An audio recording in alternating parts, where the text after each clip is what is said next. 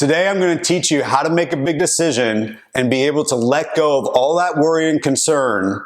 And I'm going to do it by telling you about the time that I messed up picking the wrong apartment.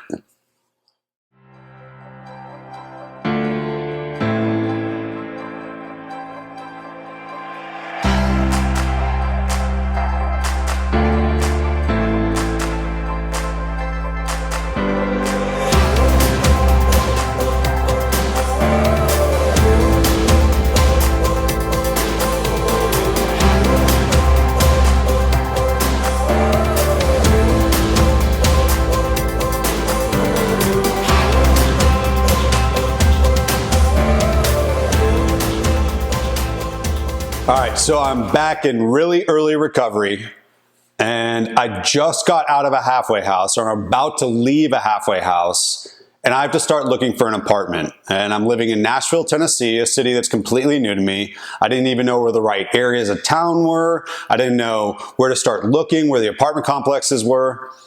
And I remember I found a couple different apartments, and I made it like a grid because I was geeking out about like the rent and where it was in town. And I was just obsessing over this decision.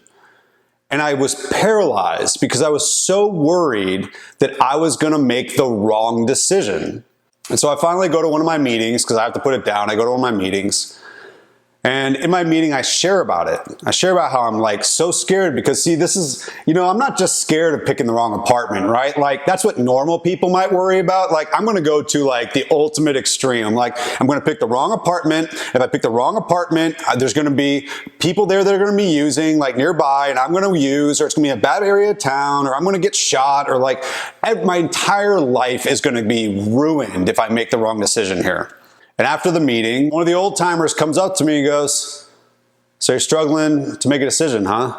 And I was like, "Yeah, like it's really, I just don't know what to do." And he just looks at me, he pauses, and he goes, "Dude, it's just an effing apartment." I'm like, "No, you don't understand." Like, he's like, "Dude, you can't mess this up. It's just an effing apartment." I'm like, "What if I get it wrong?" He's like, "You're gonna get it wrong. You're going to get so many things wrong in this world. It's not about getting it right. It's about making the decision and surrendering the outcome and then learning." That was really helpful for me to hear because it gave me permission to make a bad decision.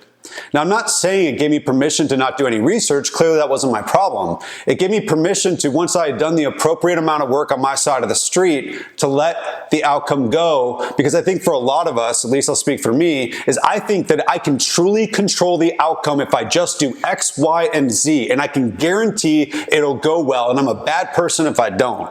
Instead of saying, you know what?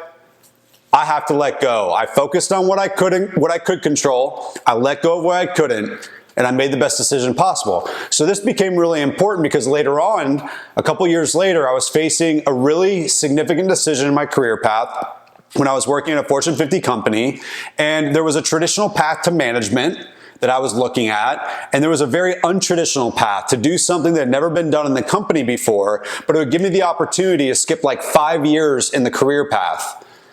And I was sitting there staring at this decision for months, and I didn't know what to do because I was so worried about what was going to happen. Call my sponsor after like seriously 6 months of anguish. I wasn't talking about it with people. I didn't even think to ask anybody in recovery about it. I call my sponsor, tell him about the problem, and he's like, "Dude, just surrender the outcome." I'd completely forgotten the advice about the apartment. And I've been living in all this unnecessary pain and anguish thinking that I can just squeeze out a better outcome. When the truth was, I'd done my due diligence and everything else was just paralyzing me and stopping me from making a decision and causing me grief and harm. And with all that energy and all that emotion, I could have been doing something really positive, either for myself or for other people.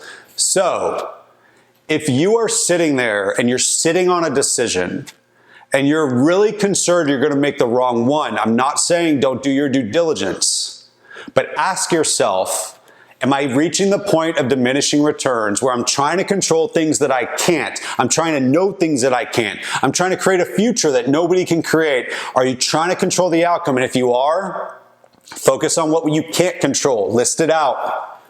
Write it down. Then crumple up the piece of paper and throw it away. And then write down what you can control. And just focus on that. And then you know what? When it comes to the outcome, Just surrender it. Because the worst thing that happens is you learn. And anybody that's watching this video right now, you've had bad things happen to you. You've made bad decisions. You've had hard situations. You've had circumstances that you could have controlled and you didn't. Circumstances that you couldn't control that sucked. But everything that you've experienced has prepared you for this moment. We're not supposed to get it all right. We're just supposed to do our best. And then what we really have control over is whether we waste all that time and energy instead of surrendering. So go out there, make your decision, surrender the outcome, enjoy life, and learn.